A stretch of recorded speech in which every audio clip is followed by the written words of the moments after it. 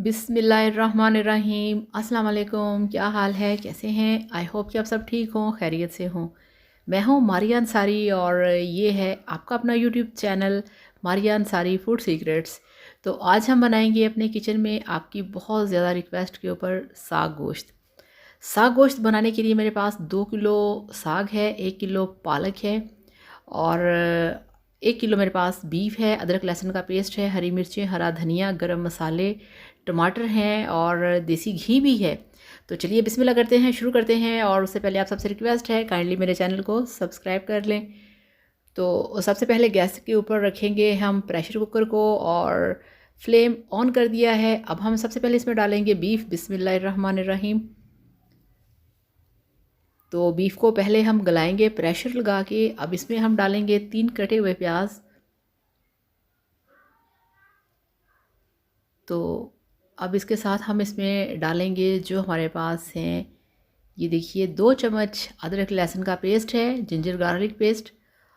और अब इसमें हम ऐड करेंगे 3 कटे हुए टमाटर और 2 कप इसमें पानी ऐड कर देंगे क्योंकि फ्लेम ऑन है और गोश्त अभी इसमें डाला हुआ है, पानी नहीं था। तो अब इसमें डालेंगे पाउडर मसाले। सबसे पहले डालेंगे 1 चम्मच लाल मिर्च का पाउडर इस तरह से, और 1 चम्मच ही इसमें डालेंगे नमक और हाफ चम्मच हल्दी पाउडर। तो इसको हमने यहाँ पे मिक्स करना है।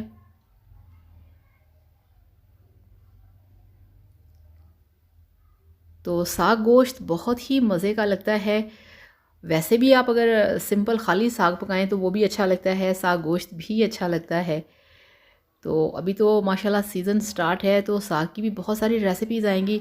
तो ढक्कन लगा के प्रेशर हमने चलाना है यहाँ पे 15 मिनट के लिए ताकि मीट गल जाए।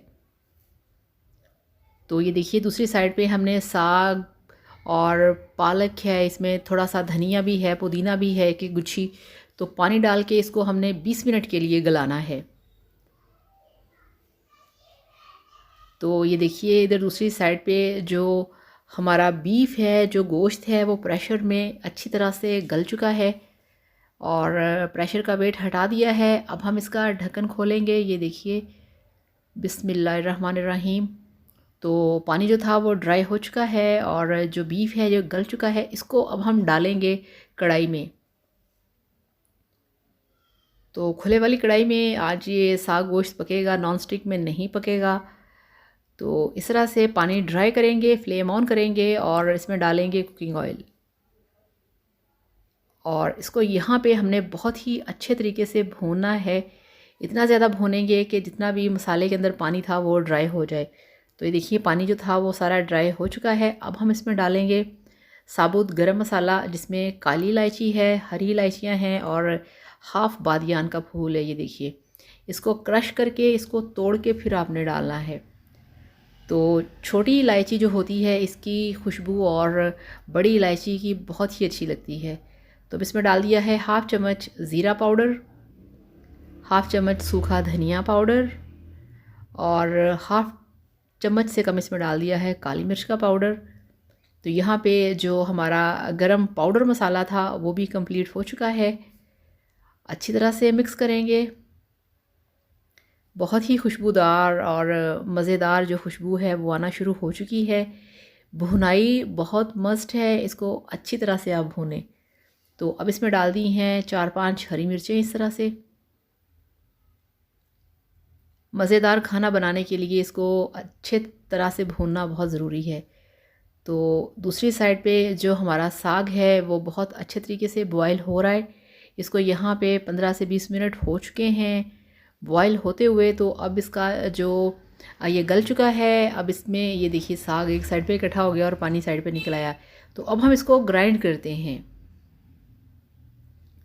तो ये देखिए साग जो था उसको जितना उसमें पानी था, पानी समेत ही उसको ग्राइंड कर लिया है। और ग्राइंड करते वक्त आपने सिर्फ 1 2 3 इतना आपने काउंटिंग करनी है, इतना गिनना है और आपने मशीन को बंद कर देना है। इससे ज़्यादा आपने साग ग्राइंड करने के लिए मशीन इससे ज़्यादा नहीं चलानी, अदरवाइज़ ये बिल्कुल क्रीम की तरह हो जाएगा। तो बिस्मिल्लाहिर्रहमानिर्रहीम। भुने हुए गोश्त के अंदर उबला हुआ जो साग है जिसको हमने ग्राइंड किया है उसको हमने डाल दिया है भुने हुए गोश्त के अंदर। अब यहाँ पे बहुत ही टेक्निकल सा काम है, बहुत ही आपने एक्सपर्ट तरीके से यहाँ पे साग और गोश्त को अच्छी तरह से मिक्स करना है। और इसके अंदर ये देखिए अभी पानी पानी है, तो इसको अच्छी तरह से पहले हम मिक्स करेंगे और यहाँ पे हम इसका फ्लेम जो है उसको थोड़ा सा हाई रखेंगे।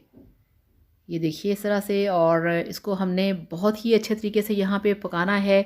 जो साग में पानी है उसको ड्राई करना है। कुछ लोग साग में आटा डाल देते हैं, बल्कि सभी लोग मेरे ख्याल में डालते हैं, मगर हमारे घर में साग में आटा नहीं डाला जाता। और उसको डालने का जो मेथड है वो सिर्फ ये होता है कि इसका जो पानी है उसको ड्राई किया जाए। मगर जब आप उसको पका के इसका पानी ड्राई करेंगे तो इसका और ज़्यादा अच्छा टेस्ट आएगा। कभी आप इस तरह से ट्राई करके देखें। तो यहाँ पे इसको पका पका के मैंने इसका जो पानी है उसको ऐसे ही ड्राई करना है।